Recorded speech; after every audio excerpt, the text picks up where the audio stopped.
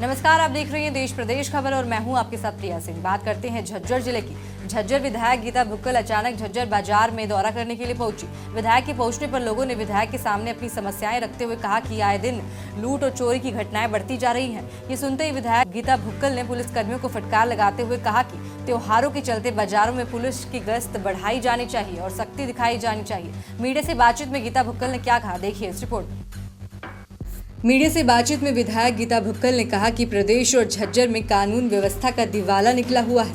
अब किसानों को खाद भी पुलिस थानों में मिलने लगी है, जबकि पुलिस का काम तो आम जन की सुरक्षा का है। इससे साफ पता चलता है कि सरकार पूरी तरह से नाकामयाब है। वहीं झज्जर में चोरी डकैती की वारदात, साथ ही आए दिन हो रहे मर्डर पर गहरी चिंता जाहिर करते हुए गीता भुक्कल ने पुलिस कर्मियों को निर्देश दिया और कहा कि पुलिस को चाक चौबंद होने की आवश्यकता है।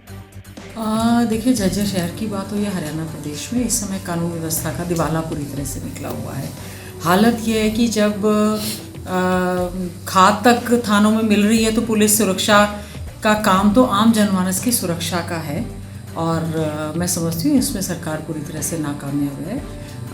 हमारी सबकी ये जिम्मेवारी बनती है कि जिस प्रकार से झज्जर शहर में लूटपाट की घटनाएं, डकैती की घटनाएं, चोरी के वारदात जो बढ़े हैं, इतने सारे मर्डर हो गए, तो मैंने यहाँ के पुलिस प्रशासन के सभी अधिकारियों से बातचीत की है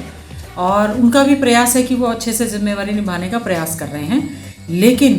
बदमाशों के हौसले बहुत ज़्यादा बुलंद हैं, तो हम तो यही हमारा ये प्रयास रहेगा कि हमारी ये जो जनता जो पहले कोरोना की वजह से घरों में कैद थी, अब त्योहारों का सीज़न है, पुलिस प्रशासन जो है पूरी तरह से एक्टिव होकर आम जनमानस की सुरक्षा की ओर पूरी तरह से ध्यान दे और जो वारदातें लगातार बढ़ती जा रही हैं उन पर कंट्रोल करने का पूरा प्रयास करें। आज शहर में भी और जहां पर एक मर्डर हुआ या चोरी हुई, हमने वहां पर भी जाने का प्रयास किया, तो पुलिस की तैनाती बहुत ज़्यादा कम है और ऐसे समय में इसी वजह से बदमाशों के हौसले जो हैं बहुत ज़्यादा बढ़े हुए हैं। तो इनको एक्टिवली कम से कम जो फेस्टिव सीज़न है उसमें पूरी तरह से सजग रहना चाहिए ताकि आम जनमानस अपने आप को सेफ महसूस कर सके। वहीं रोहतक से सांसद अरविंद शर्मा पर निशाना साधते हुए कहा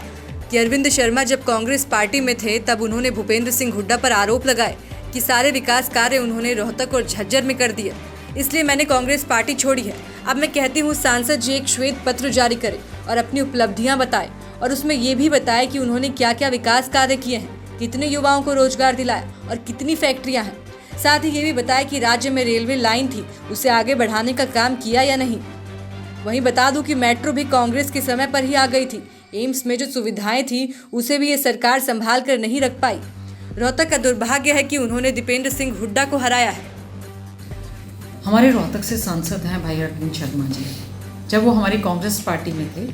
उनका एक ही इशू था, एक ही मुद्दा था कि सारे के सारे डेवलपमेंट के काम जो हैं, रोजगार जो है, रोहतक झज्जर सोनीपत में हो गई और इसी मुद्दे को लेकर उन्होंने पार्टी छोड़ने का काम किया।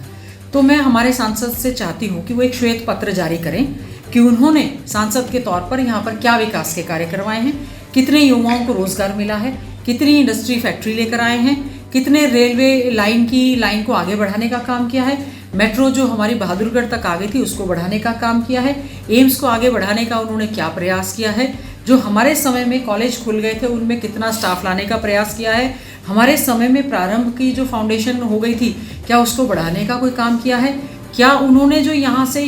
परियोजनाएं हमारी वापस जा रही हैं उन्होंने उसके लिए क्या प्रयास किया है। तो मैं ज़रूर चाहूँगी कि यहाँ की जनता ने जब सांसद भाई दीपेंद्र हुड्डा जी को यहाँ से लोकसभा का सांसद नहीं चुना, हमारे लिए बहुत ही दुख का विषय था, जिन्होंने पूरे मैं समझती हूँ कि उनको लोकसभा में बेस्ट एक सांसद का अवार्ड मिला था, उसके बावजूद भी यहाँ से उनको नहीं वो लोकसभा में जा पाए। लेकिन राज्यसभा में भी केवल मात्र आज वो एक अकेले ऐसे सांसद हैं राज्यसभा या लोकसभा में जो कि हरियाणा में चाहे किसान की, गरीब की, मजदूर की, सैनिकों की, पूर्व सैनिकों की, बेरोजगार युवाओं की, हरियाणा की आवाज़ को अगर कोई बुलंद करता है तो केवल और केवल सांसद भाई दीपेंद्र हुड्डा जी करते हैं। तो मैं हमारे सांसद से पूछना चाहूँगी और बाकी 14 सांसदों से भी पूछना चाहूँगी कि जब किसानों पर अत्याचार हो रहे थे, किसानियों पर लाठीचार्ज हो रहे थे, उन पर देशद्रोह के मुकदमे बनाए जा रहे थे, हमारे हरियाणा के शिक्षण संस्थान और दूसरे संस्थान वापस जा रहे थे, तो वो मूक दर्शक बनकर क्यों लोकसभा में बैठे रहे। वो श्वेत पत्र के साथ साथ अपनी वीडियो सीरीज भी जारी करें कि उन्होंने लोकसभा रोहतक का और विधानसभा झज्जर का खासतौर से उन्होंने क्या ऐसे मुद्दे हैं जो प्रदेश सरकार से करवाने का काम किए और क्या उन्होंने भारत सरकार से हरियाणा में और लोकसभा रोहतक में काम करने का काम किया।